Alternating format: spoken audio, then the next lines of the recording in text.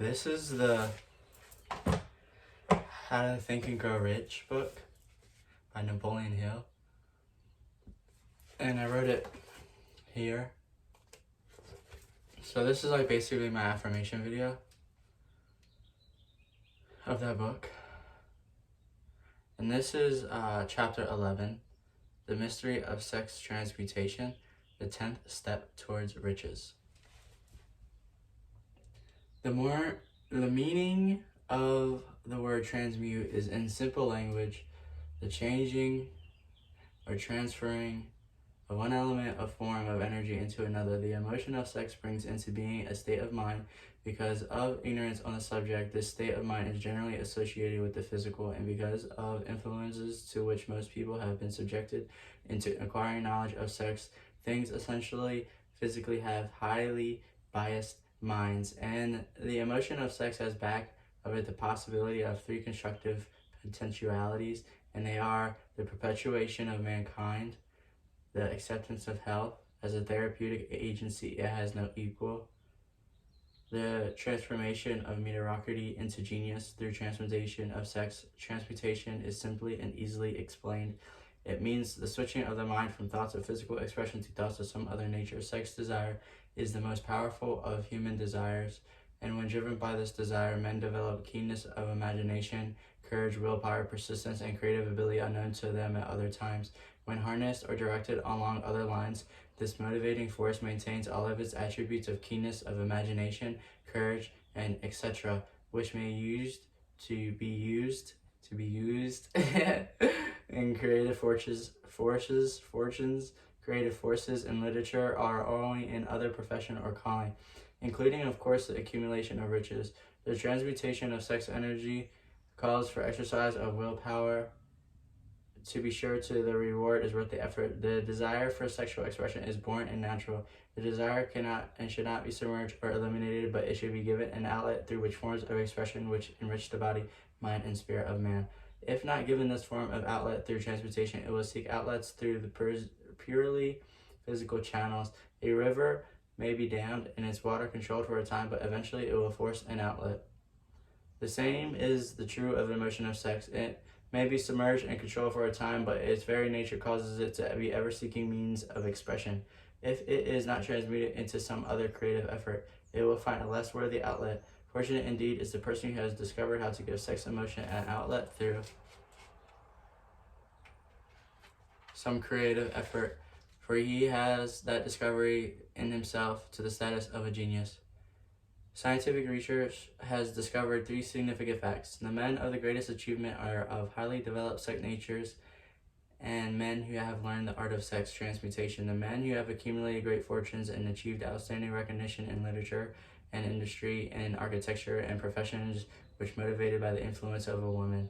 The research from these astounding discoveries went back through the pages of all of history for more than thousands of years. Wherever there was evidence available in the connection with the lives of men and women, great achievement, it indicated most convincingly that they possess highly developed sex natures. The emotion of sex is an irresistible force against which there can be no such opposition as an immovable body. When driven by the emotion, one may become gifted with the superpower for action. Understand this truth, and you will catch the significance of the statement that sex transmutation will lift one to the status of genius. The emotion of sex contains the secret creative ability. Here are the 10 mind stimuli. The human mind responds to stimuli through which may be keyed up to high rates of vibration known as enthusiasm, creative imagination, intense desire, and etc. The stimuli to which the mind responds most freely are the desire for sex expression, a burning desire for fame, power, or financial gain, music, friendship between those of the same sex or opposite sex, a mastermind alliance based on the harmony of two or more people who ally themselves for spiritual or temporal advancement, autosuggestion, narcotics, and alcohol. Their desire for sex expression comes at the head of the list of stimuli that was most effectively, which steps up the vibrations of the mind and starts the wheels of physical action. These stimuli are natural and constructive. The list here presented for the purpose of enabling you to make a comparative study of the major sources of mind stimulation. From this study, it will be readily seen that the emotion of sex by great odds the most intense and powerful of all mind stimuli. This comparison is necessary for the foundation for proof of the statement that transmutation of sex energy may lift one up to the status of a genius. A better definition of a genius is a man who has discovered how to increase the vibrations of thought to put them where he can freely communicate, where sources of knowledge not available through the ordinary rate of vibration of thought. The person who thinks will want to ask some questions concerning this definition of genius. The first question will be, how may one communicate with sources of knowledge which are not available through the ordinary rate of vibration of thought? The next question would be, are there no sources of knowledge which are available to genii? And so what are these sources, and exactly how many may be reached? We shall offer proof of the soundness of the same or more important statements made in this book, or at least we shall offer evidence through which you may secure your own proof, through which experimentation, and in doing so, we shall answer all of these questions. Genius is developed through the sixth sense. The reality of a sixth sense has been fairly well established. This sixth sense is creative imagination. The faculty of creative imagination is one which majority of people never use during their entire lifetime, and if used at all, it usually happens mere by accident. A relatively small number of people with deliberation and purpose are a forethought, the faculty of creative imagination. Those who use the faculty voluntarily and with understanding of its function are genii. The faculty of creative imagination is a direct link between the finite mind of man and infinite intelligence. All so-called revelations referred to in the realm of religion and all of discoveries of basic new principles in the field of invention take place through the faculty of the creative imagination. When ideas or concepts flash into one's mind through what is properly called as a hunch, they can from one or more of the following sources and its infinite intelligence. One's subconscious mind, where it is stored every sense impression and thought impulse which could ever reach the brain through the five senses. From the mind of the person who has just released the thought or the picture or idea or concept through the consciousness thought, and from the person's subconscious storehouse, there are no other known sources from which inspired ideas or hunches may be received. The creative imagination functions best when the mind is vibrating due to some form of mind stimulation at an exceedingly high rate. That is when the mind is functioning at the high rate of vibration higher than ordinary or normal thought. We have another part. We have another journal here. When the brain action has been stimulated, when through one or more of the mind 10 stimulants, it has the effect of lifting the individual far above the horizon of ordinary thought and permits him to envision distance, scope, and quality of thoughts not available on the lower plane, such as that occupied while is engaged in a time of solution or problems of business and professional routine. When lifted to this higher level of thought through any form of mind stimulation, an individual occupies relatively the same position as one who has ascended in an airplane to a height from which he may see over beyond the horizon, which limits his vision while he is on the ground. Moreover, while on this higher level of thought, the individual is not hampered or bound by any of the stimuli which limit his vision, while wrestling with the problems of gaining and enticing the three basic necessities of food, clothing, and shelter. He is in a world of thought which ordinary thought, workaday thoughts have been effectively removed, as are the hills and valleys and other limitations of physical vision. When he rises in an airplane while he is exalted in a plane of thought, the creative faculty of the mind is given freedom for action. The way has been clear for the sixth sense to function. It becomes receptive for the ideas which cannot reach the individual under any other circumstances. The sixth sense is a faculty which marks the difference between a genius and an ordinary individual. The creative faculty becomes more alert and receptive to vibrations originating outside the individual's subconscious mind. The more the faculty is used, and the more the individual relies upon it and makes demands for it for thought impulses, this faculty can be cultivated by use and developed through use. That which is known as one's conscious operates entirely through one's sixth sense. The great artists, writers, musicians, and poets became great because they acquired the habit of still relying on that small voice which speaks from within. through the faculty of creative imagination. When asked why he closed his eyes just before the climaxes of the order of his speech, he replied, "I do it because when I speak through ideas that come from within." One of America's most successful and well-known financiers followed the habit of closing his eyes for 1 to 3 minutes, making a decision. When asked why he did that, he replied, "When I close my eyes, I am able to draw upon a source of superior knowledge and intelligence." The late Dr. Elmer Gates of Chevy Chase, Maryland, created more than 100 useful patents, many of them basic through the process of cultivating and using the creative faculty. His method is both significant and interesting and interested in attaining the status of genius, in which the category of Dr. Gates questionably belonged.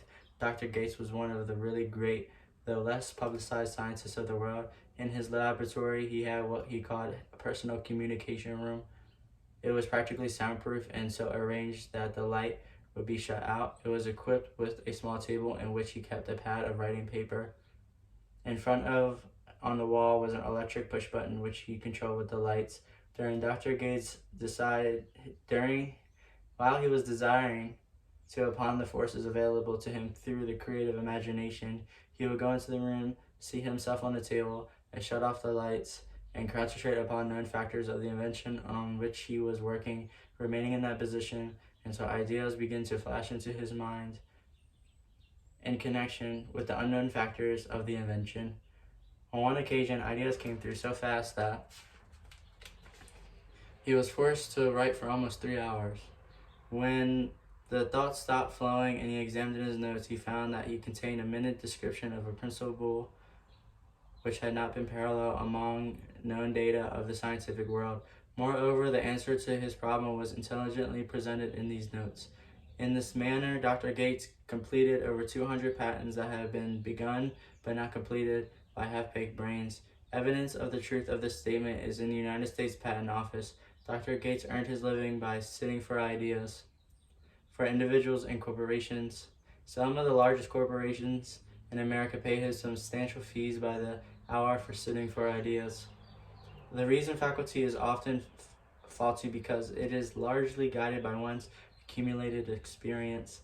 Not all knowledge which one accumulates through experience is accurate. Ideas received through creative faculty are much more reliable for the reason that they come from sources more reliable and which are available to the reasoning faculty of the mind.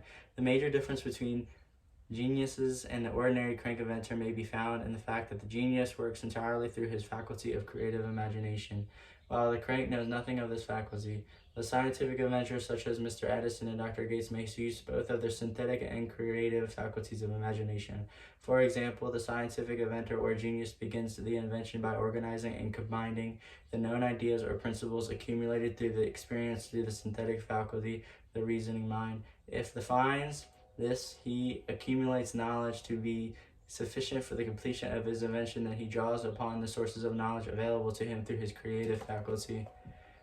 The method by which he does this varies in the individual, but this is the sum of some sense of the procedure. He stimulates his mind so that it vibrates on a higher than average plane. Using one or more of the 10 mind stimulants or some other stimulant of his choice, he concentrates upon the known factor, the finished part of his invention, and creates his mind a perfect picture of the foundation of factors, the unfinished part of his invention. He holds this picture in his mind until it has been taken over by the subconscious, then relaxes by clearing his mind of all thought and waits for the answer to flash into his mind. The result are both definite and immediate upon the development of the sixth sense and creative faculty. Mr. Edison tried out more than 10,000 different combinations of ideas through the synthetic faculty of his imagination before he tuned in through the creative faculty and gave answer which perfected the incandescent light. His experience was similar when he produced the talking machine.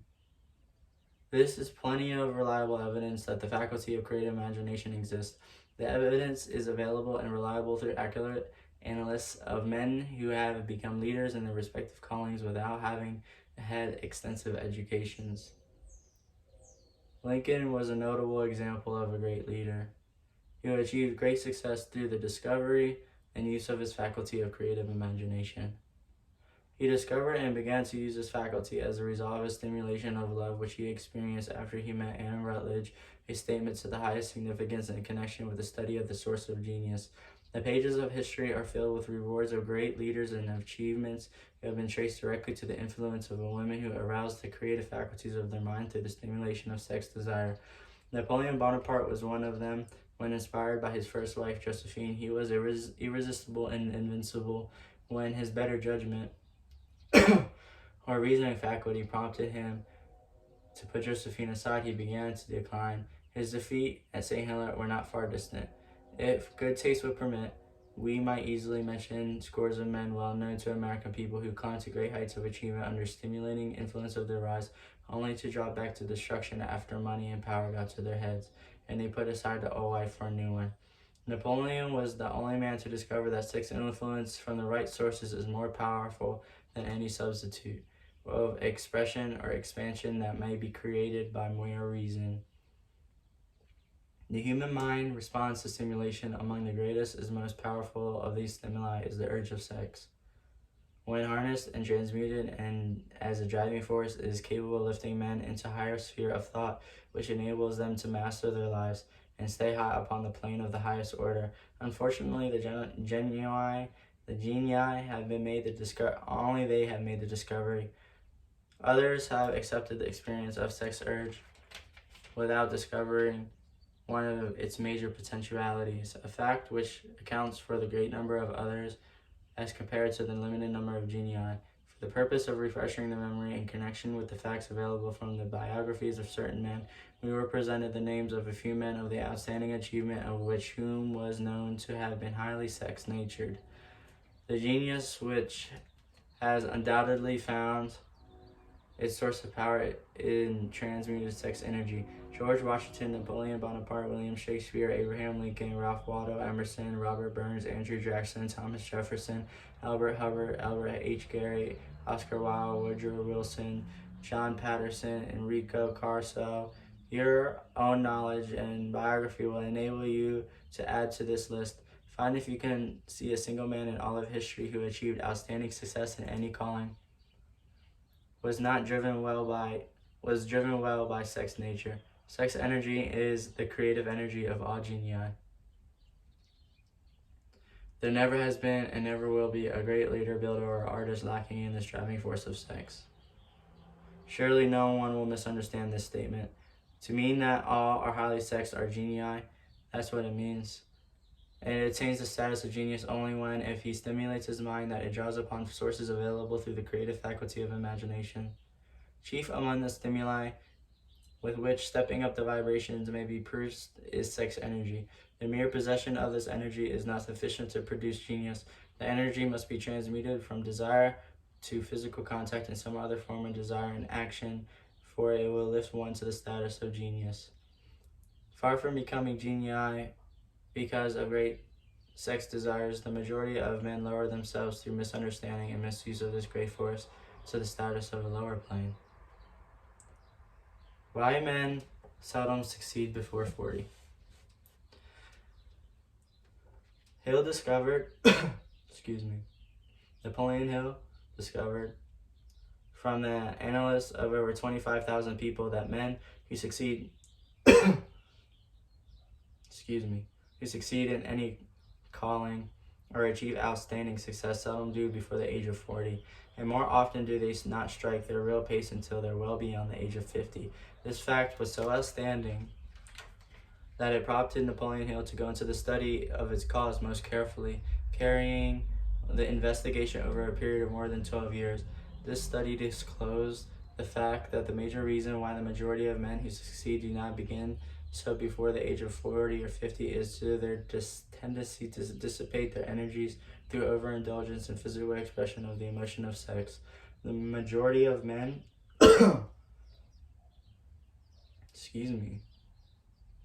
the majority of men, that's what it is when it's an affirmation.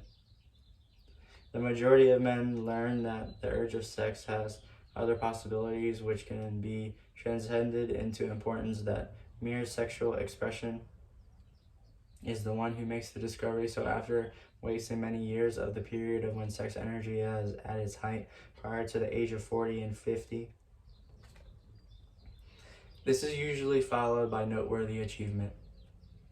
The lives of many are up to and sometimes well past the age of 40 or 60 reflect a continual dissipation of energies which could have been more profitably turned into better channels. Their finer and more powerful emotions are sown wildly to the four winds. Out of this habit of the male grew the term sowing his wild oats.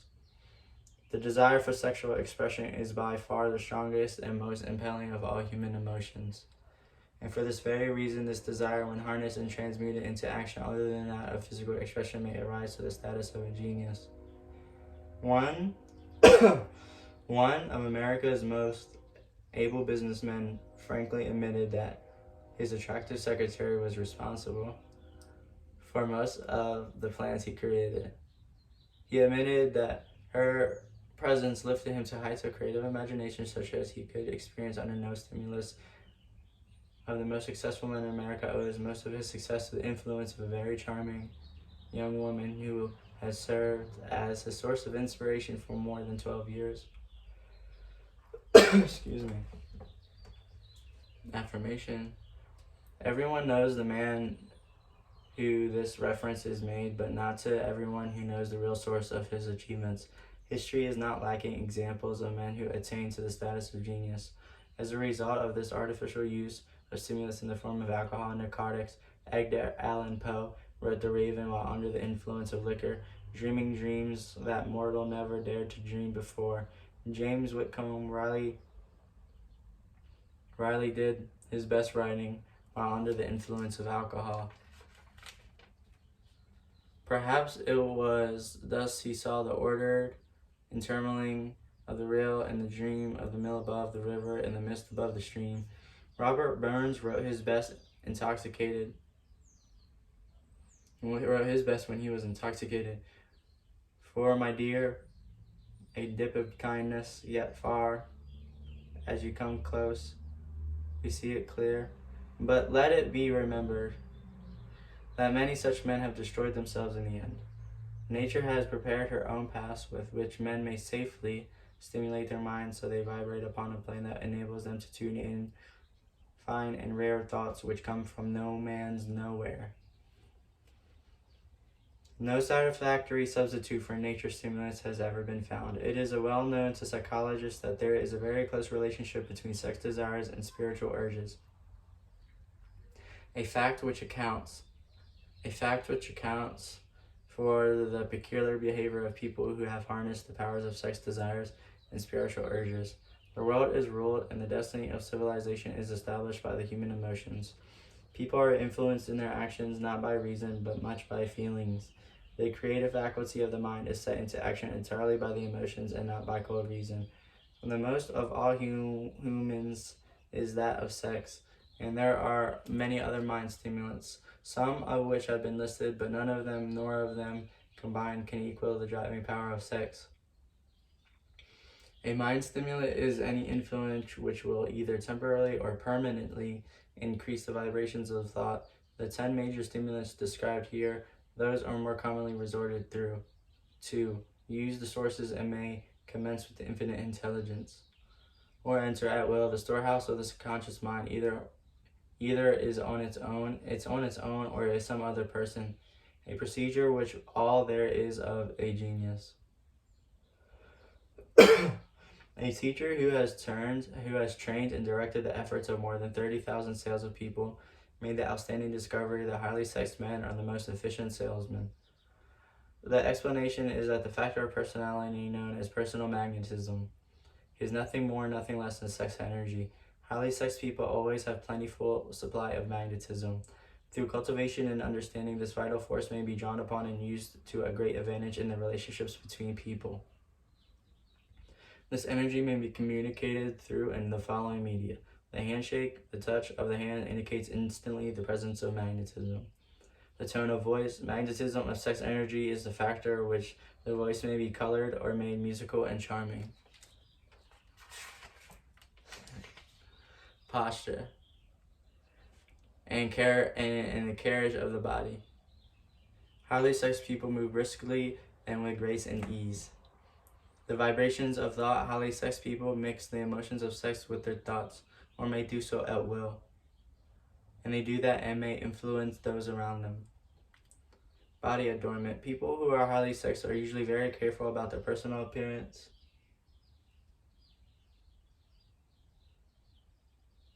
Their physique, complexion, etc. Coupled with this, the fact most people can be influenced only through an appeal to their emotions. And you will understand the importance of sex energy as the part of the salesman's native ability. Master salesmen attain the status of mastery in selling because they are either consciously or unconsciously transmuting the energy of sex into salesman enthusiasm.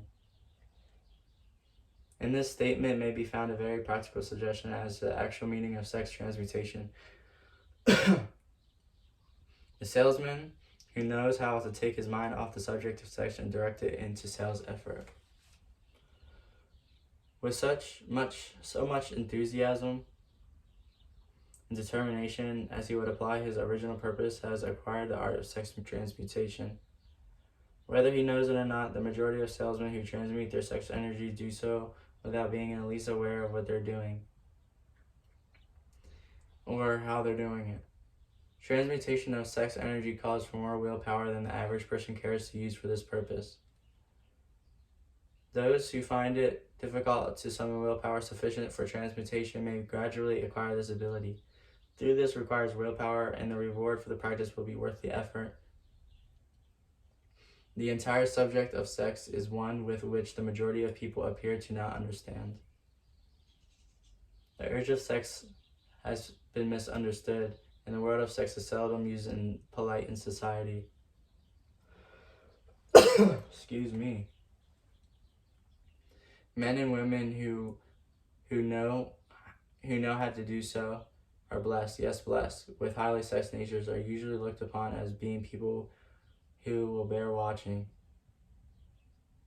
Instead of being called blessed, they are usually called cursed. Millions of people, even in the age of enlightenment, have in fact inferiority complexes which they have developed because of this false belief that highly sexed nature is a curse.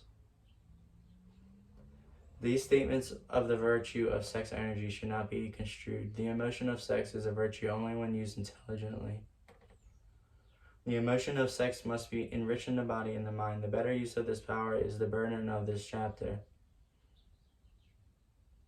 It seemed quite significant to the author when he made the discovery that practically every great leader who had the privilege of analyzing was a man of achievements or largely inspired by a woman. In many instances, the woman in the case was the modest wife of whom the public had heard but little or nothing. In few instances, the source of inspiration has been traced to the other woman. Perhaps such cases may not be entirely unknown to you. Intemperance in sex habits is just as detrimental as intemperance in habits of drinking and eating. In this case, in this age in which we live, an age in which we begin the world, intemperance in the habits of sex is common. This orgy of indulgence may be accounted for the shortage of great leaders. No man can avail himself of the forces of creative imagination while dissipating them. Man is the only creature on earth that violates nature's purpose in this connection. Every other animal indulges its sex nature in moderation, and with the purpose which harmonizes with the laws of nature.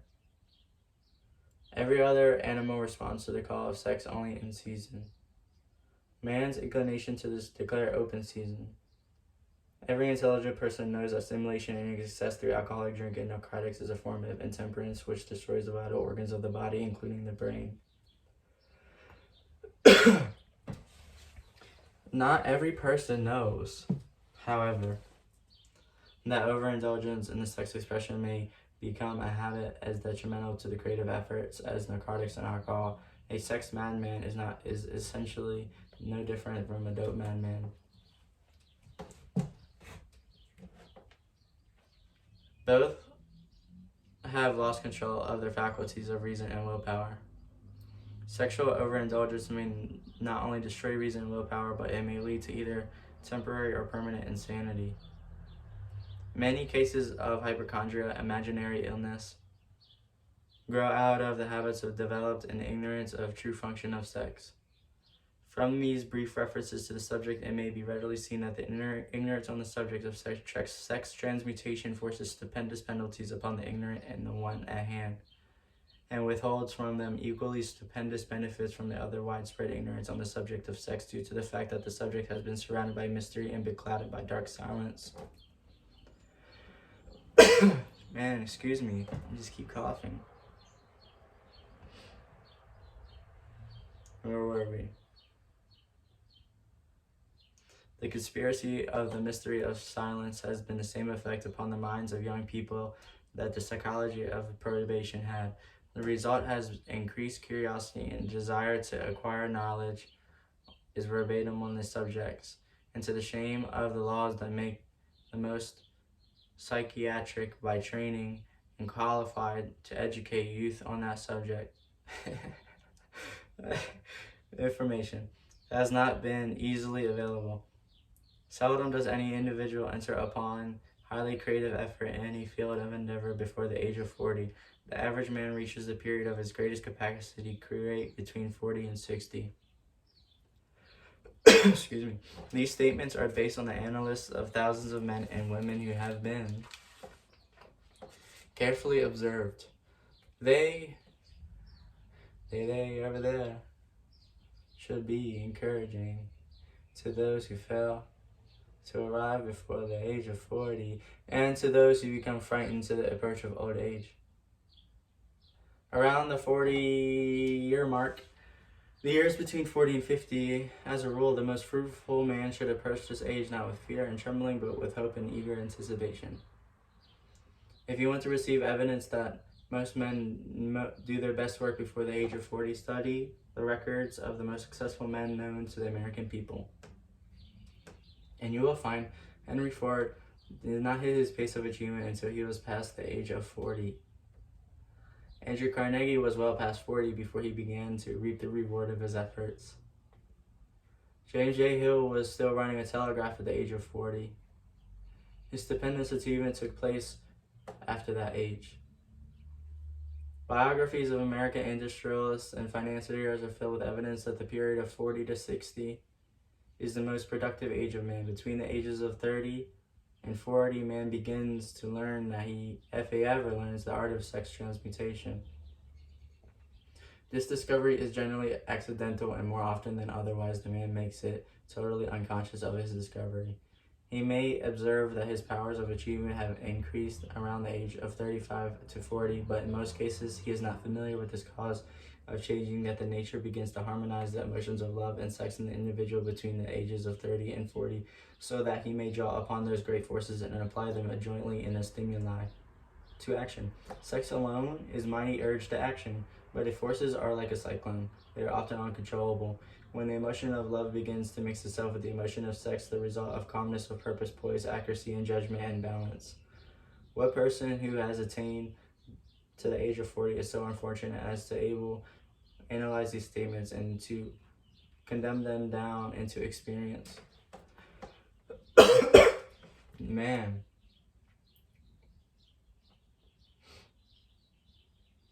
When driven by his desire to please women, solely based upon the emotions of sex, a man may be used and is capable of great achievement, but his actions may be disorganized and distorted and totally destructive. When driven by his desire to please a woman based upon the motive of sex alone, a man may steal, cheat, and even commit murder. But when the emotion of love is mixed with the emotion of sex, that same man will guide his actions with more sanity, balance, and reason. Criminologists have discovered that the most hardened criminals can be reformed through the influence of a woman's love. There is no record of a criminal having been reformed solely through the sex influence. These facts are well known, but their cause is not. Being transformed, if it comes at all, comes to the heart or the emotional side of man, not through his head or reasoning side. It has to be a change of heart. It does not mean it's a change of head. A man may, because of a reason, make certain changes in his personal conduct to avoid the consequences of undesirable effects, but genuine transformation comes only through a change of heart. through a desire to change. Love, romance, and sex are all emotions capable of driving man to heights of superior achievement. Love is the emotion which serves as a safety valve and ensures balance, poise, and a constructive effort. When combined with these emotions, it may lift one up to the altitude of a genius. There are genuine geniuses, however, who know little of the emotion of sex. Most of them may be found and engage in action which is destructive or at least not based upon the justice and fairness towards others. If good taste would permit, a dozen geniuses could be named in the field of industry and finance who ride ruthlessly over the rights of their fellow men. They seem totally lacking in conscience. The reader can easily supply his own list of such men. The emotions are states of mind. Nature has provided man with chemistry of mind which operates in a manner similar to the principles of chemistry and of matter. It is a well-known fact that the aid of chemistry of matter, a chemist may create a magical potion by mixing certain elements, none of which are in themselves harmful, in the right proportions. The emotions may likewise be combined so that they create a magical portion. The road to the genius consists of the development, control, and use of sex and love and romance. Briefly possessed may be stated as follows: encouraging the presence of the emotions as the dominating thoughts in one's mind, and discourage the presence of all destructive thoughts and emotions.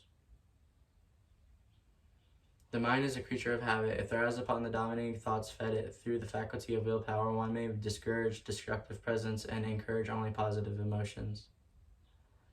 And control of the mind through the power of will is not difficult. Control comes through persistence in habit. The secret of control lies in understanding the process of transmutation. Your thoughts can always be transmuted into a positive or constructive means by the simple procedure of changing one's thoughts. There is no other road to genius other than through the voluntary force of self-effort. A man may attain to great heights of financial or business achievement solely by driving a force of sex energy, but his history is filled with evidence that he may, and usually does, carry with him certain traits of character which rob him of the ability to either hold or enjoy his fortune. This is worthy of analyzing. Because I want to enjoy it. Through thought and meditation. For it states a truth, the knowledge of which may be helpful to a woman as well as men. Ignorance of this has cost thousands of people through the privilege of happiness, even though they possessed riches.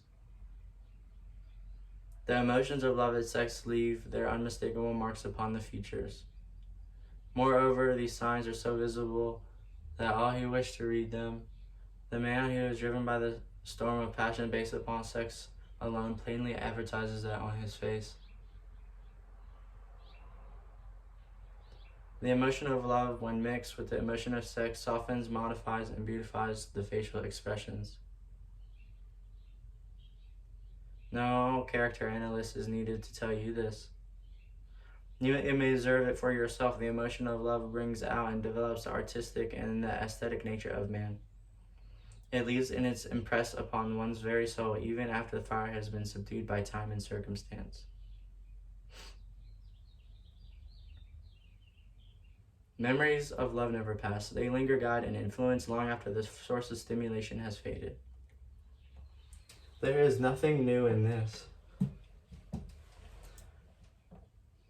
Every person who has been moved by genuine love knows that it leaves enduring traces upon the human heart.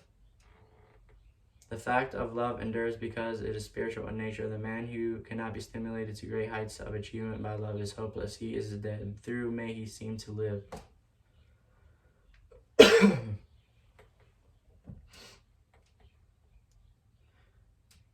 Even memories of love are sufficient to lift one to a higher plane of creative effort. The major force of love may send itself and pass away like a fire that has burned itself out, but it leaves behind marks of evidence that it has passed away. Its departure often prepares the human heart for still a greater love. Go back into your yesterdays at times, and both your mind and beautiful memories of past love. It will soften the influences of your present relationships. It will give you a source of more pleasant reality of life, and maybe, who knows, your mind will yield to you during this world of fantasy ideas or plans which may change the entire financial or spiritual status of your life.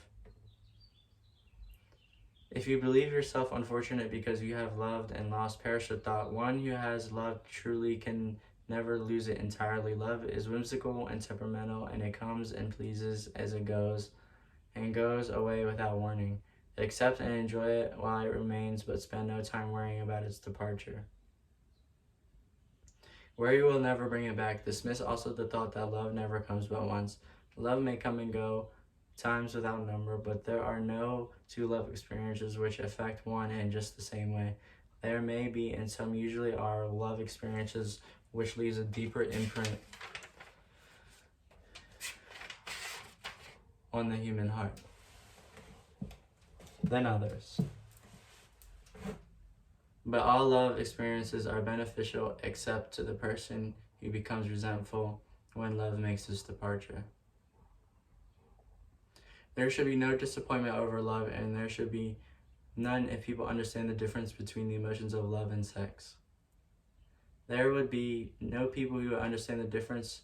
There would be major differences in love and the spirituality which sex comes from.